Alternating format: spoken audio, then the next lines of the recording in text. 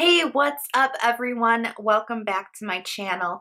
Today I want to talk about journaling. Now, you've probably heard about how great journaling is, right? It really helps you let go of your anxiety. It helps you kind of get in touch with your inner voice. It helps you meet your goals and achieve your dreams, right?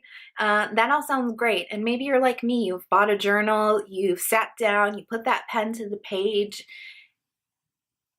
and nothing happened. Absolutely nothing happened. You feel stupid. You feel like you don't have anything to say. You don't know what you're supposed to be talking about, and you just can't get over the block of how to get started. So I've been there, and I've definitely felt that like, this is dumb. I don't have anything to say. But I've overcome that block, and I've actually started journaling a lot. I want to share the kind of tips or secrets that I've used to get myself journaling consistently every day, because I know it's not always easy to get started. The first tip that I want to share with you guys is the style of writing that I use, and it's stream of consciousness writing. Now, I do change it up every now and then, but honestly, I would say 90% of the entries that I do are stream of consciousness writing. So what that means is I open up my journal, I put my pen to the page, and I write whatever thoughts are in my head. That's it. Whatever thoughts are in my head, I write them down. Some entries start with, I don't know what to say. I don't have anything to say. I really don't have anything to write about today. Over and over, I write 3 pages at least. I cannot end an entry until I've written 3 pages. So I do highly encourage you, this is sort of like a bonus mini tip, is to put a limit or like a minimum amount of pages that you want to write. It doesn't have to be 3. I would recommend doing more than 1, but it should be, you should have that so that you have that goal to when you know that the entry's done, especially if it's going to be a painful entry like I don't know what to say, I don't know what to say. Anyways, so I have a 3-page minimum that I put on myself. A lot of my entries start, I don't have anything to talk about today. I don't really know why I'm journaling. I don't have anything to say. Nothing happened today. But eventually that will start to change, and I'll be like, I don't know what to say. I don't know. I need to go to Target today. That's been bothering me a lot. I really need to get, X, Y, and Z, laundry soap and toilet paper and whatever. So that kind of starts, that thinking over 3 pages starts to lead to something, to an entry. Stream of consciousness writing is really good if you have anxiety. I am like a super anxious person, and I will obsess over things that happen months ago. I'm still thinking about it, and I'm still worried about what other people think about me, and did I say the wrong thing, or could I have done something better in that moment?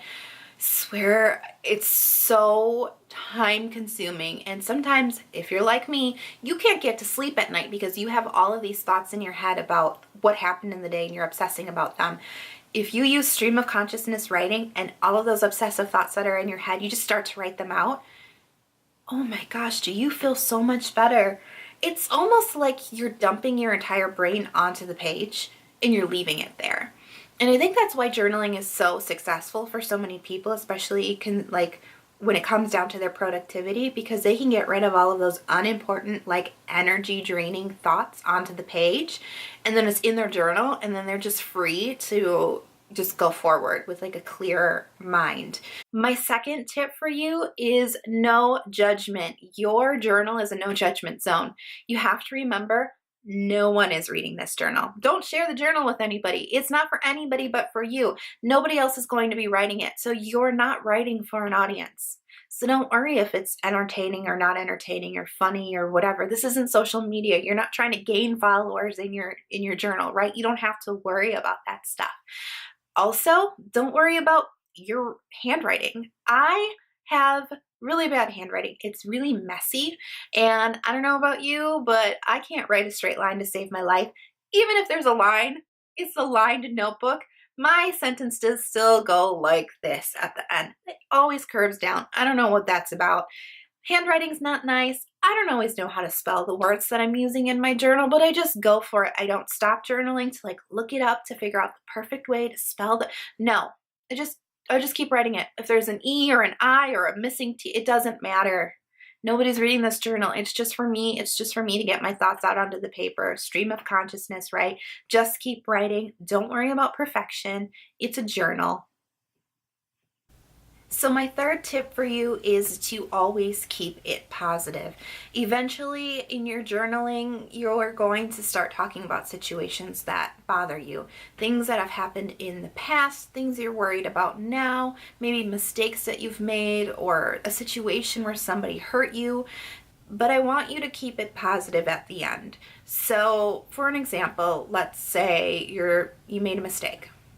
I made a mistake. I screwed this up.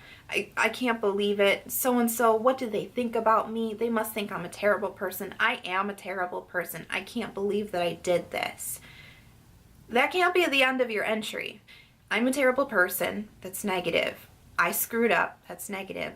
I can't believe this. Somebody's going to think something terrible about me. That's negative. All you're manifesting is negative energy when you rehash your story that way. So I want you to get that out onto the page. But then I want you to write something like, I'm a terrible person, but I forgive myself for making this mistake. And now I've learned from this. I'll never do this again. That leaves you with a much different feeling, doesn't it? It makes you feel hopeful. It makes you feel like, okay, I'm going to leave that situation in the past. I'm going to move forward. I'm going to take my lesson. I'm going to leave the negativity. Write it all out. Put it in the journal. Absolutely, you should do that. But try to turn it around. Try to find something positive about it. Try to find one good thing about it, because that is going to leave you with positive energy. It's going to leave you with good vibes. You're going to carry that with you through the rest of your day. And that's so important. That's why journaling is so successful for so many people. So I really hope that those tips help you. If you just remember to just put whatever is in your head down on the paper, don't judge yourself, don't judge your content, and always try to keep it positive in your journal. If you do those 3 things, you are going to find yourself journaling like crazy. If you're ready to start your journal, please give this video a big thumbs up. If you'd like to see more videos just like this, hit the red subscribe button down below, and if you'd like to hit that notifications bell, you will be notified anytime I upload new content. All right, that's it for me, guys. I hope you're having a wonderful week, and I will see you in the next video. Bye.